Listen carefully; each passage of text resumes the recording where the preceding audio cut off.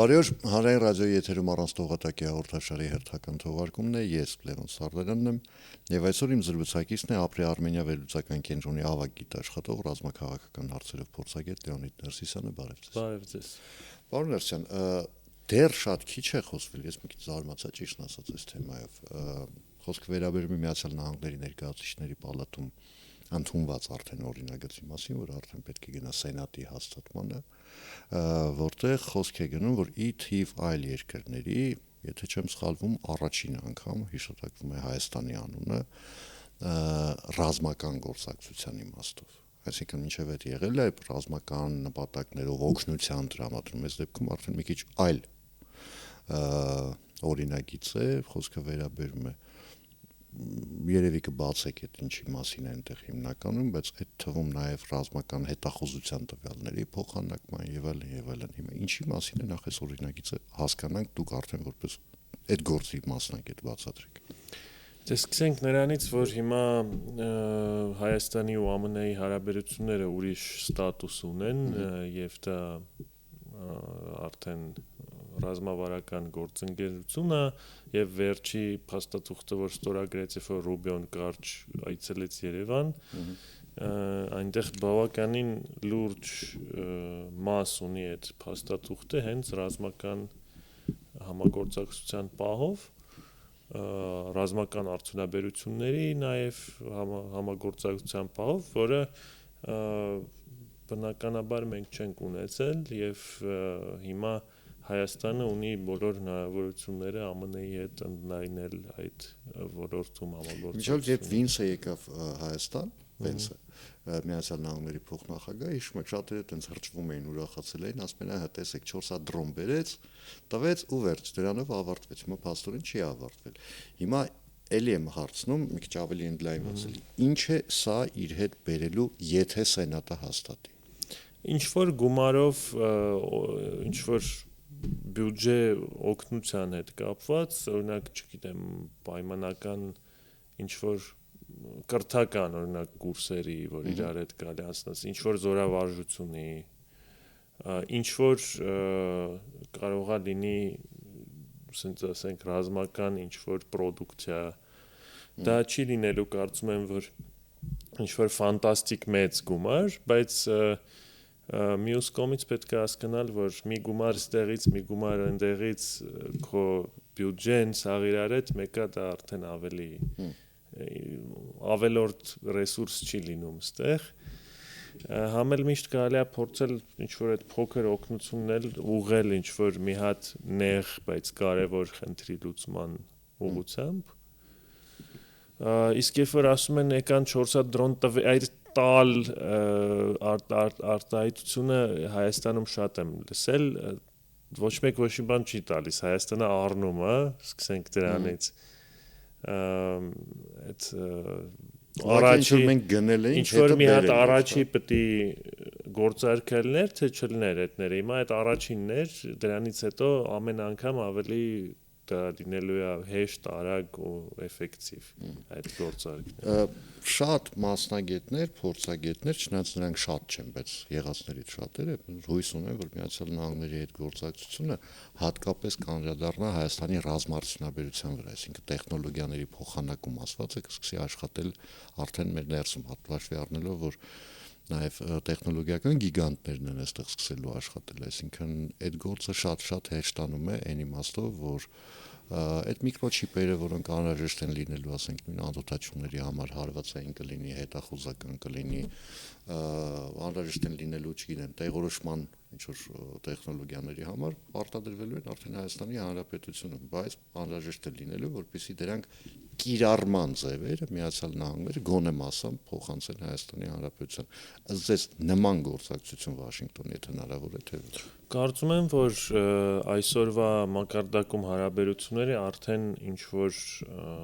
տեսակի գոնե տեխնոլոգիաներ կարելի է ընդեղից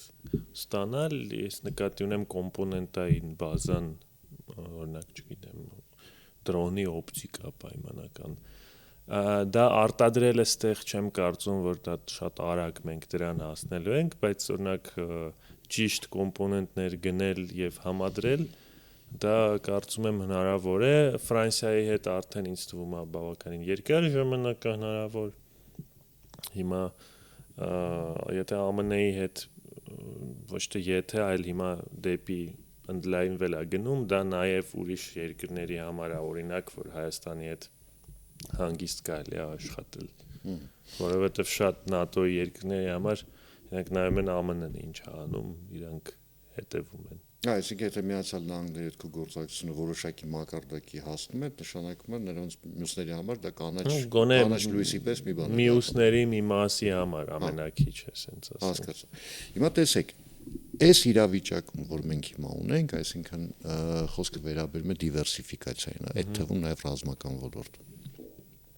Մենք ունենք հետևյալ պատկերը, մենք ունենք ռազմական տեխնիկա, որը ունի խորհրդային ռուսական ծագում, որում հիմնական սպառազինությունների տեսակների հետ թվում։ Մենք ունենք ֆրանսիական զինատեսակներ, մենք ունենք հնդկական զինատեսակներ, մենք հիմա հեսա արդեն փաստորեն ամերիկյան որոշակի տեխնոլոգիաներ են ներմուծվելու, այսպես ասեմ, Հայաստանի Հանրապետության զինված ուժեր, ունենք նաև չինական։ Հիմա այս կներեք այդ բառի համար, այս աջափ սանդալը կառավարել հնարավոր է, թե չէ։ Բնականաբար հնարավոր է, դա նույն ժամանակ պետք է հասկանալ, որ ինչ որ խնդիրներ կարող է ստեղծել, խնդիրներ, որոնք լուծում ունեն, լուծումը նաև որ ձեր կառավարման համակարգը պետքա լինի նենց կառուցած, որ ինքը կարողանա համադրել տարբեր ստանդարտների եւ տարբեր երկրների արտադրանք, դա խորը համոզմանք հենց հայկական մենակ կարա լինի, որովհետեւ եթե դա լինի ամերիկյան, դա չինականը չի ինտեգրելու օրինակ, եթե դա լինի ռազմաարդյունաբերության կոմիտեի նախագահ երբ էստեղ էր, ինքը ասաց, որ մշակվում է ինչ-որ մի ծրագիր, որը ապակենտրոնացնելու է հրամանատարությունը, այսինքն եթե հիմա ասենք դեռ խորհրդային տարիներից մնացած այդ կառավարման համակարգը կա, կենտրոնացված, այսինքն գլխավոր շտաբը հրամայում է, այսպես օղակ գնում, հասնում է, երբեմն չի հասնում ներքևի օղակին եւ առաջանում է որոշակի իրավիճակ, որին մենք ցավոք սրտի ականատես եղանք նաեւ 44-օրյա պատերազմի ժամանակ, հիմա ներդրվում է համակարգ, որը ապակենտրոնացնում է հրամանատարությունը, այսինքն կա ռազմավարական գիծ, ուղղություններ, այդ գծի իրականացումը արդեն թողնվելու է ներքևի օղակների վրա, որոնք տեղում կորոշեն։ Հիմա դա զուտ տեխնոլոգիական խնդիր է, թե բանակի կառավարման ընդհանուր տրամաբանությունն ու փիլիսոփայությունն է փոխել։ Բնականաբար ընդհանուր փոփոխություն է, ու հենց այդ համակարգի մասին է հենց խոսքը գնում, որ ասում եմ նաև այդ տարբեր ստանդարտների զենքի ու զինամթերքի խնդրի լուծումն էլ է հենց այդ նույն գործիքը, որովհետև դուք բացի այդ հրամանատրումից տեղ ինտեգրացիայի ֆունկցիոնալ ունեք, դա ինչ է նշանակում, որ օրինակ դուք ունեք թվային ինչ-որ զենք, թնդանոթ լինի կամ օրինակ դրոն, դուք իր հետ խոսացնում եք ձեր կառավարման համակարգը, որ տվյալները տա ու ուղարկի մի կողմից մյուս կողմ, եթե դա հայկական ընկերություն է անում, իսկ մենք տեսել ենք այս վերջի ցուցահանդեսներին կա տենց ընկերություն եւ զբաղվում է այդ հարցերով, այդ ժամանակ դուք կարող եք այդ տարբեր պրոտոկոլները եւ տարբեր ստանդարտները ունենաք բոլորի համ, ասենք մեկը պատկերացրեք մեկը USB-ի նման լարով է կպնում, ոնց որ հեռախոսները տարբեր լարեր ժամանակին ասում էին Type-C ունես, ասում է չէ, իմը Samsung։ Հա, որ եթե շատ պրիմիտիվ ասենք, նույն խնդիրն է այստեղ, որ օրինակ, չգիտեմ, ամերիկյան դրոնը ունի Type-C, իսկ չգիտեմ, ֆրանսիական Pushkin iPhone-ի зарядочники նման լարը պետք է օգտագործել։ Եթե շատ պրիմիտիվ ասենք, որ հին iPhone-ը, որտեղ նորերը արդեն անցել են Type-C։ Օրինակի համար, հա, այդ էլ է կարևոր, հա, երբ է արտադրված, իսկ կա տեխնիկա, որը ոչ մի լար չունի, ասենք, նույն ինչը որ 80-ականների է, օրինակ, հիմա այդտեղ արդեն ուրիշ լուծումներ կան, բայց խնդիրը բնականաբար լուծվող խնդիր է եւ կարեւոր շատ նույն ժամանակ, որտեղ այդ խնդիրը եթե չլուծվի, այո, շատ մեծ խնդիրներ են լինելու։ Հիմա վերադառնալով ամերիկյան թեմային, մնացած էլի լուրջ ու կարևոր թեմաներ կան խոսելու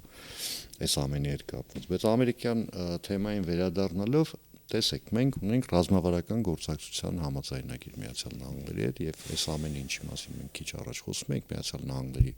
ներկայացուցիչների պալատում այս օրինագիծը, որ ընդունվեց, որ պիտի գնա սենատ, դա դրա ուղիղ հետևանքն է, բայց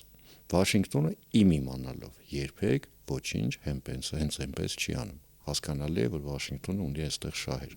բայց Վաշինգտոնի դեպքում կա նաև այստեղ շահերի հակասություն, որովհետև մենք շարունակում ենք ռազմավարական գործընկեր լինել Ռուսաստանի Դաշնությանը, Ռուսաստանի Դաշնությունը Հայաստանի Հանրապետությունում ունի ռազմական ներկայություն եւ այսպես ասեմ, ոչ այնքան լավատես քաղաքական եւ ոչ միայն քաղաքական գործիչները ասում են, որ Վաշինգտոնը վաղը միսօրը կարող է շատ կոշտ պահանջներ դնել Երևանի առաջ, օրինակ դուրս բերեք 102-րդ ռազմական բազան Հայաստանի Հանրապետության տարածքից։ Նման հեռանկար դուք հավանական համարում եք, թե չէ։ Ինձ թվում է իրանք լավ հասկանում են ինչ կարան Հայաստանից եւ երբ խնդրեն կամ ուզեն։ Ես ինչքան տեսնում եմ գոնե հիմա այտենց միտք չկա, որ եկեք Հայաստանին ստիպենք, որ մի օրվա մեջ իր սախ կապերը Ռուսաստանի հետ խզի, հա, այդ ես չեմ տեսնում ոչ ԵՄ-ից, ոչ ԱՄՆ-ից, այս պահին ես կարծում եմ, որ իրանք տեսնում են, որ դա շատ դանդաղ տեմպով նենց էլ այդ ուղղությամբ ամեն ինչ գնում, նաև Ռուսաստանի ոնց պահվածքի հետ դա կապված կամ որոշումների կարծում եմ, որ այդ հանգիստ տեմպով շարժը երևի բոլորին ավելի հարմար է, որովհետև եթե հիմա լավ նենց որոշումներ ստեղ ընդունվեն, որ մի օրում ամեն ինչը խզենք, լինելու են ծանր բավականին որոշումներ Ռուսաստանի կողմից, տնտեսական առաջերտին, եւ դա հավելյալ ռեսուրս ու ծախսեր է տանելու հենց ԱՄՆ-ից ու ԵՄ-ից, որ այդ ամեն ինչը լուծեն այդ հարցերը։ Չեմ կարծում, որ եթե կա ճանապարհ, որը առանց դրա հնարավոր է կամ ավելի քիչ ռեսուրս ծախսելով անել, իրանք դա ընտրեն դրա տեղը ավելի դժվար ճանապարհը։ Բայց հիմա եկեք ընդունենք, որ տարածաշրջանում, մասնավորապես Հայաստանի շուրջ ստեղծվել է բավական տարօրինակ իրավիճակ, ուժային վակուում է ստեղծվել, այն իմաստով, որ Ռուսաստանը հասկանելի է զբաղված է ուկրաինայական պատերազմով, որ գրեթե բոլոր ռեսուրսները եղած ու արդեն ամենadepս այն ինչ որ վերջին մի քանի օրվա ընթացքում ես կարծում եմ հետևում եմ նաև չեղած ռեսուրսներն սկսում օգտագործել որպեսզի լավ գոնե չպարտվի պատերազմում այսպես ասենք էլի որովհետև հաղթել էս պատերազմում արդեն ես չեմ կարողանում պատկերացնել թե երբ կկարողանա Ռուսաստանը մարդկային ռեսուրսների հաշվին միգուցե մի 7-8 տարվա ընթացքում ուղղակի որ այնտեղ կռվողները ավարտվեն այն դիմադրող կողմ հիմա տեսեք ուժային ներկայություն Ռուսաստանն ըստ էության տարածաշրջանում չունի որպես այդպիսի այսինքն միայն 102-րդ ռազմական բազան դա դեռ ուժային ներկայություն չի կամ ընդհանրապես ուժային ներկայություն չի հաշվի առնելով Ադրբեջանում իրավիճակը հաշվի առնելով թուրքական զինված ուժերի ներկայությունը նույն Ադրբեջանի տարածքում եւ այլն բայց միաժամանակ նաեւ այստեղ ինքը որոշակի ռիսկեր է պարունակում Երևանի համար այդ վակուումը որովհետեւ նույն Եվրամիությունը կամ Միացյալ Նահանգները այդ բացը լրացնել դեռ չեն պատրաստվում հիմա ինչ պետք է մենք անենք երաշխավորի մասին չի խոսքը այդ երաշխավոր բառից ես էլ եմ յարթայնանում դե հիմա այնպես չի որ բոլոր պետություններում ռազմական բազա անպայման ուրիշ երկրի կա այդ պետք է հասկանալ այնց ամեն երկրում չի որ կա անպայման դա հա բայց ամեն երկիր չի էլի որ հարևանը բարբերաբար սպառնում է համաձայն եմ դրա հետ բայց գոնե այսօր կամ մոտակա 2 տարին 3 տարին ես չեմ տեսնում ոնց է դա փոխվելու այս իրավիճակը ասենք հաստատ ստեղ լավ հաստատ ոչ մի բան չկա 99%-ով չի լինելու ուրիշ երկրի բազա Հայաստանում կարծում եմ որ կա ինչ որ ուրիշ ռազմական ներկայություն շատ ավելի փոքր բնականաբար ասենք ինչ որ խորհրդականներ տարբեր երկրներից, նո առաջի հերթին տարբեր երկրներ ասելով հիմա Ֆրանսիայի մասին է խոսքը գնում, բայց դա բազա չի էլի, դա ուրիշ ինչ-որ համագործակցության ասում են եկել են սովորացնում են այս նոր զինատեսակների հետ աշխատել եւ էլ ինտեգրել ռեֆորմների հետ կապված, բարեփոխումների հետ կապված, բայց վակումը ինչ-որ չափով կա, այո, բայց ասել որ դա այս մի քանի տարվա մեջ ոչ մի բան չի ու չի լցվում այդ վակումը ուրիշ ինչ-որ գործություններով, դա էլ սխալ կլինի, ահագին փոփոխություն կա էլի։ Ում հետ ու ոնց է Հայաստանը հիմա ինչ համագործակցություն ունի, դա բավականին մեծ փոփոխություններ են 2022 թվականից սկսած։ Այ 22 թվականին սեպտեմբերին պարզվեց, որ վակում լրիվ վակում է, հա, ոչ մի բան չկա։ Հիմա ես չեմ կարծում, որ դա այդքան էլ տենց է, ու եթե ինքը ինչ-որ չափով լցված իրավիճակի այդ իմաստով կրիտիկական չի։ Եթե այդ դրսի ինչ-որ գործոնը չլիներ 22-ից 25 թիվ, այդ ժամանակաշրջանում կային բավականին լուրջ ռիսկեր, որ կարող է Հայաստանի պետականությունը вообще չլիներ օրինակի համար մինչև հիմա, կամ կարող է երկրի կեսը չլիներ, ինչ ասես կարար լիներ այդ ժամանակ, բայց մենք ունեցանք մի քանի ուժ, որ իրար հետ նաև խնդիրներ ունեցող, ինչքան էլ դա տարօրինակ կարա լինի, որոնք ոնց որ Հայաստանին օգնեցին, որ լայնամասշտաբ հարձակում չլինի։ Հիմա այս իրավիճակը, որ հիմա ստեղծվել է, խոսքը մասնավորապես նաև Միացյալ Նահանգների Իրանի դեմ պատարվող պատերազմի մասին է, բայց բավական մեծացրել են Հայաստանի լոգիստիկ ռիսկերը։ Տեսեք, մենք ասում ենք գործակցում ենք Ֆրանսիայի հետ, մենք գործակցում ենք Հնդկաստանի հետ, մենք գործակցում ենք, չգիտեմ, Չինաստանի հետ եւ այլն, բայց լոգիստիկի իմաստով ռիսկերը ավելացել են, որովհետեւ օրինակ Հնդկաստանի հետ օդային ճանապարհը միշտ չի որ բաց է։ Հնդկաստանի հետ ցամաքային ճանապարհը միշտ չի որ բաց է։ Ամենադեպս գոնե վերջին 3 ամսվա, 3-4 ամսվա կտրվածքով եթե նայենք, խնդրին, հա, այստեղ լոգիստիկ ռիսկեր են ավելանում։ Ծովային ճանապարհները պարզվեց այնքան էլ անվտանգ չեն։ Հիմա էլ այս ռիսկերի հաղթահարման համար ինչ է հնարավոր անել։ Իմիջիալով չմոռանանք նույն 20 թվականի պատմությունը, ես երբևէ հիշաչարությամբ չեմ դա ասում, բայց այդ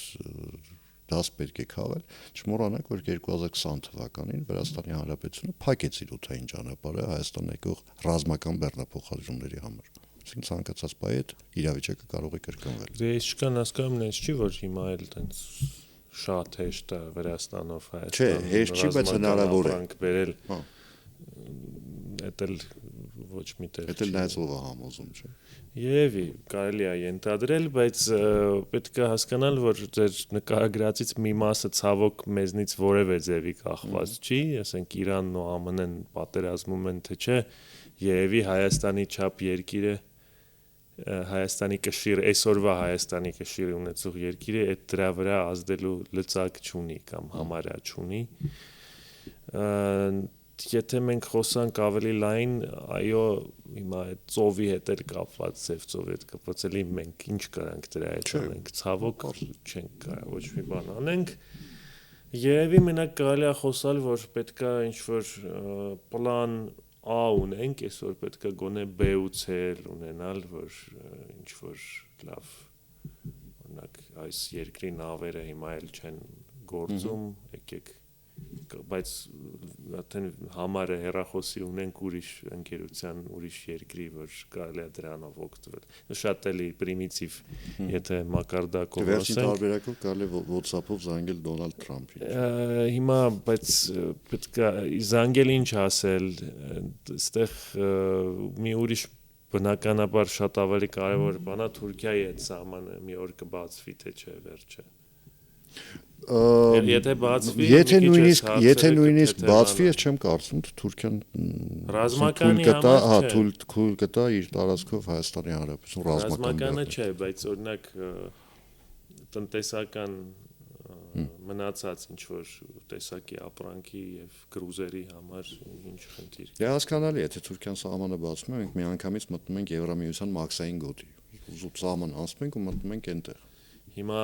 այդ իմաստով բավականին կթեթևանա, զենքի հետ կապված դե հաղթնելու տեղ չկա գեոգրաֆիայից, որ մենք ունենք, աշխարհագրությունից հիմա լինելու է Իրան կամ Վրաստան, դա։ Փորձել հենց անել, որ երբ որ բաց է, ինչքան կարելի է ավելի ինտենսիվ դրանից օգտվել, զպաշար ունենալ, տեղական արտադրություն ունենալ, ինչքան որ հնարավոր է։ Էդ է ուզում հարցնել, տեղական արտադրություն, ասենք առաջիկա 2-3 տարվա ընթացքում, այդ այն ժամանակահատվածն է, որ դուք ասում եք, թե ռիսկեր չեք տեսնում, լուրջ ռիսկեր ռազմական էսկալացիայի գոնե։ Այդ 2-3 տարվա ընթացքում հնարավոր է արդյոք ռազմական արդյունաբերությունը զարգացնել այնքան, որ եթե հանկարծ վաղը մյուս օրը մենք այդ լոգիստիկ խնդիրներին բախվենք, այդ խնդիրները մեր համար այդքան տեսանելի կամ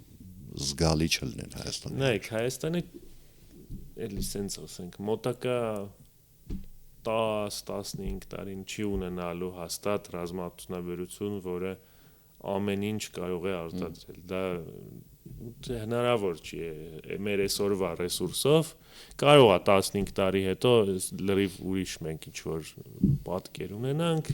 եթե շատ ճիշտ ամեն ինչ արած լինենք այդ ժամանակաշրջանում։ Այսօր մենք կարող ենք խոսալ, որ Հայաստանը կարող է իմ կարծիքով հասնել միջին ժամկետում երևի 25%-ին գնումների 30 տեղական շուկայից օրինակ, որը քիչ թիվ չի։ Հա, քիչ չի։ Մյուս հարցն է, եթե հաշվի առնենք ներողություն, եթե հաշվի առնենք, որ հիմա Հայաստանի ձեռքբերված սպառազինության մեջ Ռուսաստանը, եթե չեմ սխալվում, 5 թե 7% է կազմում, 25%-ը դա ահռելի թիվ է։ Ռուսաստանը 5-7% է կազմում, Ռուսաստանից էլ ոչ մի բան չեն առնում գրեթե դրա համար, բայց չէ, ուղղակի նկատի ունեմ, ասենք 5 տարի առաջ այս թվերը, եթե ինչ-որ մեկը որևէ մեկից ներկայացան, բացեր կասեինք, հա, չէ, մենք կասեինք, այս մարդը հոգեկան խանգարում ունի, որտեղ նման բան հնարավոր չէ։ Հələ չկա այդքան, բայց կարա լինի, կարծում եմ, եթե էլի զարգանա, շարունակի զարգանալ։ Հիմա էլ վատ թվեր չեն, պրոստը պետք է հասկանալ, որ այդ արտադրության համար էլ ինչ-որ հունգ պետք է գա։ Հիմա դա կարելի է օրինակ մտածել հենց այն, որ ինչ-որ պաշարներ լինեն, օրինակ, չգիտեմ, 3 տարի պետք է արտադրեն, պայմանագիր կա, այդ 3 տարվանը միանգամից բերվի։ Օրինակ, եթե չեմ սխալվում, 2 տարի առաջ կհիշեք կառավարությունը արգելեց մետաղը որպես հումք արտահանելու այդ արգելք դրեց դրա վրա։ Դե մետաղը այդ ամենապրիմիտիվ մասն է այս ամեն ինչի։ Հա, դա էլ է կարևոր, բայց երևի նկատել եք, որ մետաղից բան արտադրող մեր մոտ կա, բայց երևի ամենամեծ մասը չի, ասենց ասած, մեր ընկերությունների ուղղություններից, այ հենց այդ էլեկտրոնային կոմպոնենտներ տարբեր, այդ երևի ինչ-որ տենց պաշարների մասին, գոնե թեթև պաշարների ունենալու մասին է խոսքը։ Հա, որ հանկարծ եթե վաղը մյուս օր մի ստացվի քանի իրավիճակ կարանալ աշխատես, ասենք։ Հիմա եւս մի մտահոգիչ խնդիր կա, մենք մեր նախորդ զրույցի ժամանակ խոսում ենք, որ դրա մասին ընդ որում որպես դա այսպես պոտենցիալ սպառնալիք կամ վտանգ, հիմա դա արդեն իրական սպառնալիք է։ Ես իհարկե հասկանում եմ, որ հիմա գետնի վրա խաղաղ է, որ կողմերը բնականաբար հայտարարում են, խոսքը վերաբերում է Հայաստանի եւ Ադրբեջանին, որ գնալու են խաղաղության ճանապարհով եւ այլն, բայց հա Ստանիսլավսկու դրամաբանությամբ ժամանակի հրացան կա կախած պատին ներկայացման ժամանակ այդ հրացանը մի պահ պիտի կերակի։ Հիմա Հայաստանը այդ իմաստով խնդիր ունի, որովհետև Ադրբեջանը տոտալ արդեն դոմինանտ է օդում։ Հա, համաձայն։ Տոտալ դոմինանտություն ունի, մենք հա խոսում ենք այն մասին, որ մենք հակաօդային պաշտպանության համակարգեր ենք ձեռք բերում, ստեղծում ենք ինքներս եւ դրոնային տարբերակով, բայց այս խնդիրը ինչ որ ձևով պետք է լուծել առաջիկայում, որովհետև ինչպես մի քանի ճանապարհ կա, մենակ հակաօդային պաշտպանությունով ես չգիտեմ, որ որևէ երկիր կարողանա լուրջ օդուժ կանգնացնի, դա ինձ թվում է ուտոպիա է, ճիշտն ասած, կամ պետք է այնքան խիտ դա լինի, որ ես չեմ էլ պատկերացնում, ասենք, այդ ինչքան հակահոտային պաշտպանություն պետք է առնել։ Դա շատ կարևոր է որ լինի, բայց դրա հետ գոնե ինչ որ չափով ավիացիա, բայց էլի խելամիտ մտածած կիրառումը, որովհետև հա այն մարդիկ, որ ասում են ավիացիան Հայաստանում դժվար է կիրառել, իրանք էլ են ճիշտ, նենց չի որ մեծ երկիր է ու իրանք կարան թաքնվեն, որովհետև պետք է մտածել ոնց անել, որ ինքը ստաբիլ կարողանա ինչ որ չափով աշխատել։ Դրա ձևերը կան ինչ որ չափով, կարևորը չգնալ այն ճանապարհով, օրինակ գնացինք առանք, ասենք, չգիտեմ, 12 հատ կամ 20 հատ կործանիչ ու լավ առանք, վсё։ Լուրջ ինֆրաստրուկտուրա է պետք մտածել դրա համար, կան օրինակներ, ասենք, եթե դուք, չգիտեմ, պայմանական կես միլիարդի զենք ես առնում, կարելի է դրա 20%-ի չափել ինֆրաստրուկտուրա կառուցելու մեջ, էլի դնել չափ սոսալ։ Դե ոչ թե կարելի է, ես մասնագետ չեմ, բայց ինձ թվում է, որ դա անհրաժեշտ է։ Հա, բայց Այսինքն, եթե օրինակ, լավ, ուրիշ օրինակով բերենք, եթե օրինակ Հայաստանում տարեկան ներկրվում է, ասենք 50,000 ավտոմեքենա, բնականաբար այդ 50,000 ավտոմեքենաները դե ինքը հարկեր է մուծում, չէ՞, մաքսային մուտքեր բան եւ այդ մուտքերի մի մասը պետք է հատկացնել ճանապարհների շինարարության համար, ճիշտ է, որ այդ մեքենաները գնալու տեղ ունենան։ Հիմա նույնը նաեւ ռազմական տեխնիկային է վերաբերում։ Հատկապես ասեմ ավիացիային, որը այո ինքը մի քիչ կիրառման համար բավականին բարդ զենք է, այստեղ ինֆրաստրուկտուրայի հատկապես Հայաստանում շատ մեծ պետք է համ աշխատանք տանել, մտածել, համ ինվեստիցիա բավականին լուրջ պետք է արվի։ Հիմա բայց ես մեկը չեմ կարող հասկանամ, որ օրինակ այդ իմիջիալոց սովետական բավականին դպրոց է, ասենք, ասենք, երբ որ դու գնում ես, չգիտեմ, 300 հատ կործանիչ ես արտադրում ամեն մեկը $50 միլիոն պայմանական, բայց իրանք տարին 365 օր ձանտակ կանգնած են բաց աերոդրոմում, օրինակ ինչի, ասեք, հարց է առաջանում, եթե Դե եթե խորհրդային տրամաբանությամբ են գնում, ափսոս չի, 3 չէ, հենց էտա, դե որտեվ այդ մտածողություն չի փոխվել։ Դե 300 հատ էլ կարտադրենք։ Հիմա այս վերջերս պարզվեց, որ չեն կարողանում այդ 300-ն էլ արտադրել։ Դե արտադրել են ժամանակին, նկատի ունեմ հիմա կա ասետ ինչ որ բավականին թանկ, բայց դու սկսում ես ինչ որ կոպեկների մասին մտածել։ Ես չեմ ասում, որ մեր մոտ տենց է, ասում եմ, որ պետք է որ կարևոր է որ տենց չլինի, չդառնա, պետք է ամեն գումար ծախսելուց մտածել, որ դա աշխատի ինչ որ ձևի, հիմա այս կոնկրետ օրինակում դա շատ կարևոր է, շատ կարևոր է։ Հիմա երրորդ կոմպոնենտն էլ որ չնշեցի, մի հատ էլ ուրիշ ձև կա, երբ որ դու կարող ես օրինակ իրանց ինքնաթիռների մի մասը կամ գետնի վրա ոչնչացնել։ Բնականաբար իրանք անգարներ ունեն, Ադրբեջանում սարքել են, այդ տեսակետից ցավոք իրանք սովետական դպրոցը չեն կրկնում։ Արդեն չեն կրկնում։ Հա, հիմա Նասոսնի աերոդրոմում, որտեղ նոր կործանիչներն են բերել, այնտեղ կան ժելեզաբետոնի ծանգարներ։ Հիմա արդեն պետք է լավ թանկանոց հրթիռ, որը ուղիղ կպնի դրան։ Դա հնարավոր է, բայց դա էլ ուղղություններից մյուսն է։ Պետք է մտածել ոնց դա ոչնչացնել գետնին, գոնե մի մասը։ Այսինքն կանխարգելի չարվածի մասն է խոսքը։ Այդ 3 ձևն է, հոբ ավիացիա, հանկարծ որևէ մեկը չմտածի, թե մենք հիմա պատերազմի քարոզենք անում, բայց դե հիմա այնպես է ստացվել, որ պատերազմը դեռ չի ավարտվել ու պաշտպանվելու մասն է։ Չէ, դե որ ավարտված է լինի, հիմա եթե դու ունես գոնե 1% հավանականություն, որ այդ պետության կարող է մի օր խնդիր էլի առաջանա, հիմա մեր պատճառով չէ, ասենք, вообще մենք ոչ մի բան չենք կարել, որ այդ խնդիրը լինի։ Հիմա մենք պետք է ինչ-որ պլաններ ունենանք, թե մենք այդ բանակի, իրանց բանակից ոնց ենք պաշտպանվելու։ Չեմ տեսնում ստեղ որևէ այս խոսակցության մեջ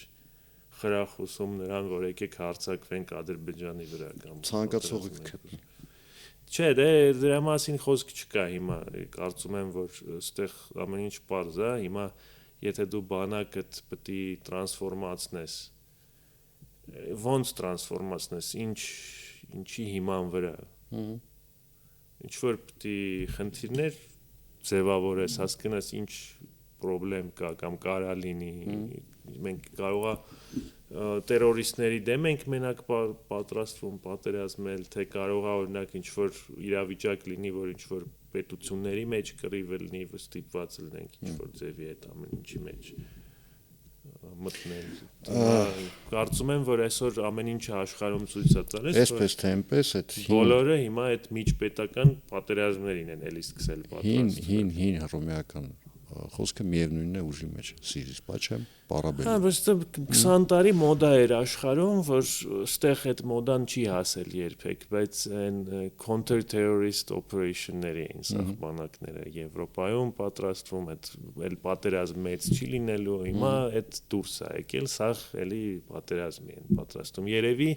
չարժի այս աշխարհում հայտնվել մոտակա 10-20 տարվա հնացած բանակով, կարծում եմ, որ հատկապես այսօր այնքան արագ է զարգանում, որ գոլեգաներիցս մեկը ասում էր կարողա որ աչքիս շատ երկրներ հիմա եթե պատերազմներ լինեն հայտնվելու են իրավիճակում ոնց որ կավալերյան տանկերի դեմ էր պատերազմում ասենք Բուդյոնի հրամանատարությամբ, չէ՞։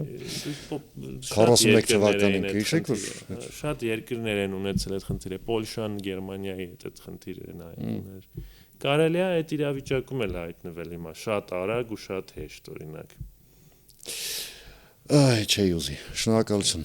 Զրույցի համար հիշեցնեմ այսօր իմ զրուցակիցներ Ապրի Արմենիա վերլուծական կենտրոնի ավագ գիտաշխատող ռազմաքաղաքական հարցերով փորձագետ Լեոնիդ Ներսիսյանը, ես Լևոն Սարդարյանն եմ, կհանդիպենք արդեն վաղը նույն ժամին, նույն վայրում, հաջողություն եւ համբերություն բոլորիս։